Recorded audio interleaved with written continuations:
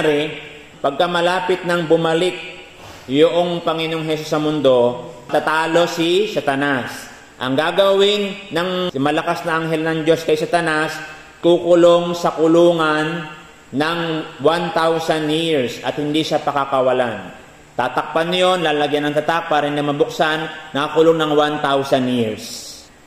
Sa pagbabalik ng ating Panginoong Hesus, hindi siya bababa rito mismo sa lupa, kundi nandun lang siya sa alapaap. Ayan. Tapos magpapatunog ng pakakak.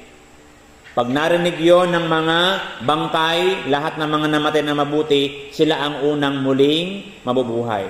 Halimbawa ay dumating na yung panahon na sinasabi ng ating Panginoong Hesus. Sabi kasi ng ating Panginoong Hesus, mga kapatid, muli siyang babalik dito sa mundo. Ano ang gagawin ng Panginoon sa kanyang pagbabalik? Lahat ng mga mabubuti at mga sumunod sa kanya ay una niyang bubuhayin mag-uli. So lahat ng mga namatay na mabubuti, kahit na sila alikabok na lang, kahit na nakalibing sa sementeryo o kung saan man sila nalibing o namatay, basta't sila ay mabuti, namatay na mabuti, sila yung unang mabubuhay sa pagbabalik ng ating Panginoong Hesus.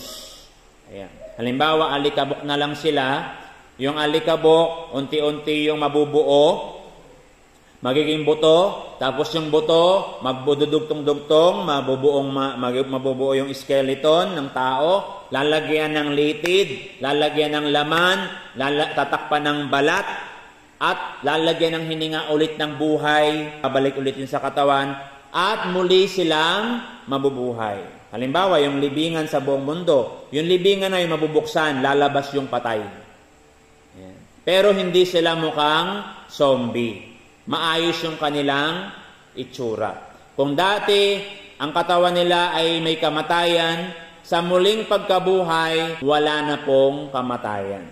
Iaangat yon sa hangin, lulutang. Yung mga nabubuhay naman sa panahon na yon, basta't mabubuti sila, kasama sila na kukunin ng Panginoon.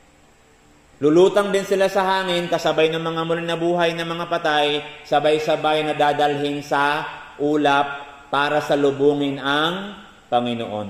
Yan ang mangyayari. Halimbawa, ngayon dumating yung Panginoon.